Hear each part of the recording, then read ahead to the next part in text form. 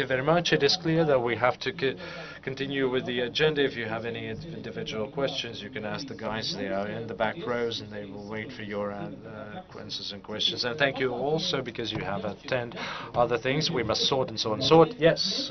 You can feel free to go. And we'll have a nice lady instead of two guys from a wonderful non-governmental organization, the Farmers' Parliament, and we can ask Maja Zelskale, are you green? Or are you not? Are you a problem or are you a solution to green problems? You are presenting large farms. You're accused of using too much fertilizers that then go to the sea. In the morning when you were absent, we saw how varied the reality is with respect to the lakes and sea. Are you polluting more? Or could you one day earn more and live well and also take care of the environment? Well, let's try to find it out all together. I'm representing the Farmers' Parliament. Previously we had two colleagues, one presentation. We have collaborated three colleagues on my presentation. My colleague is in Ramove exhibition, where at the moment this is the major event for the farmers or agriculturalists, at least in autumn. A bit briefly about the Agricultural Farmers' Parliament. It is a non-governmental organization which, as Mansis mentioned, is representing the large producers, but we say are representing the producers' interests, omitting the large. Established 10 years ago, at the moment we have 861 members. According to the United States agency, we are the third strongest lobby of NGO interests in Latvia. That's probably due to our active work over the past couple of years. Our members produce, although they are very few, they produce a big part of the agricultural produce available here in Latvia, over 45% of the whole grain volume and almost half of the rapeseed produced locally. Approximately 40 to 50% of milk or dairy products manufactured locally is produced by our members. What do we do on a daily basis as a non-governmental organization? First and foremost, we are keeping the track on the agricultural policy developments in Latvia and Europe. We are preparing our proposals and submitting the proposed legal acts. Amendments. We are also following what's happening in the Line Ministry, first of all.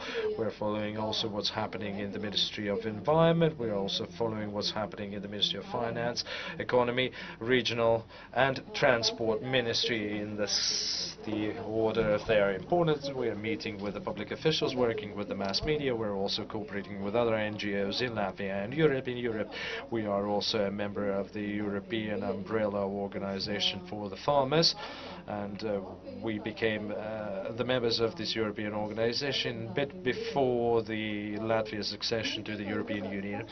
We're organizing various events for the rural entrepreneurs, and we are participating also in international projects. We are also involved in the public awareness raising and the education of rural as well as urban communities. We are helping the agriculturalists in solving various problems that are topical to them as well, on case-by-case basis.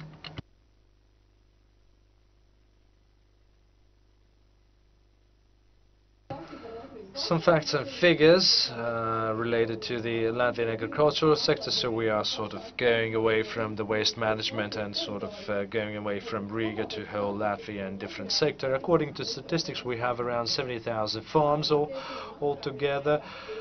Direct area payments are available to around 65,000 of them. Also, according to statistics, 30,000 of farms do not produce anything for the market, so these are natural sciences farms, as we call them. Most they are supplying farms, and altogether we have 1.8 million hectares of agricultural lands. I would like to remind you that we had more than 2 million a couple of years ago. We are losing the land on year-by-year basis.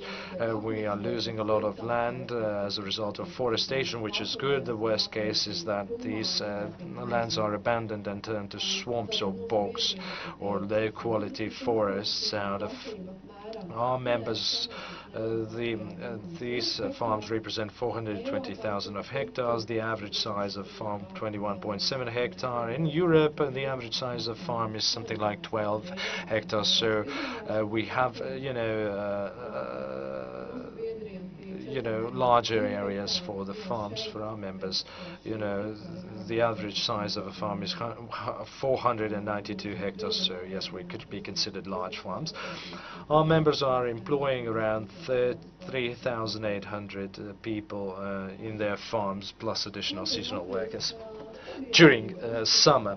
So what is the view? So what do the Latvians think about the farmers? The most popular misconceptions. I think that you will all agree that we are the food producers, producing milk, meat, grain, vegetables, fruits, but many think that we have small, underdeveloped and outdated farms, that the farmers are always complaining, whining and grinding, asking for the government assistance and spoiling the environment, and quite often people think that we are fertilizing too much in order to produce something, we are polluting the sea and so on and so forth. But along with that, the farmers are also, and first and foremost, entrepreneurs. They are businessmen. They are engaged in business activities and paying taxes to the budget of this country. And the crisis of the last year forced the agriculturists to turn to exports more than production for the domestic market, and please bear that in mind.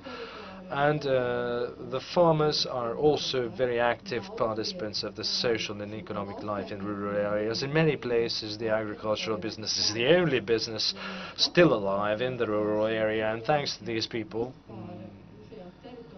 these areas are having any kind of economic activity at all. Farmers are also the producers of public goods. They are producing not only food, but they are also creating the environment, maintaining the environment and landscapes. We all enjoy to watch, nice farm landscapes as we go along the road, and these good rural landscapes is a product. And now in European Union, as the health check of the CAP is performed, there is an ongoing discussion on the direct payments to the agriculturists, and there is a talk of pegging these direct payments to the amounts of the output, and also to their efforts of maintaining the rural landscape, which is a product to the urban inhabitants who can enjoy these rural sites as a part of their recreation.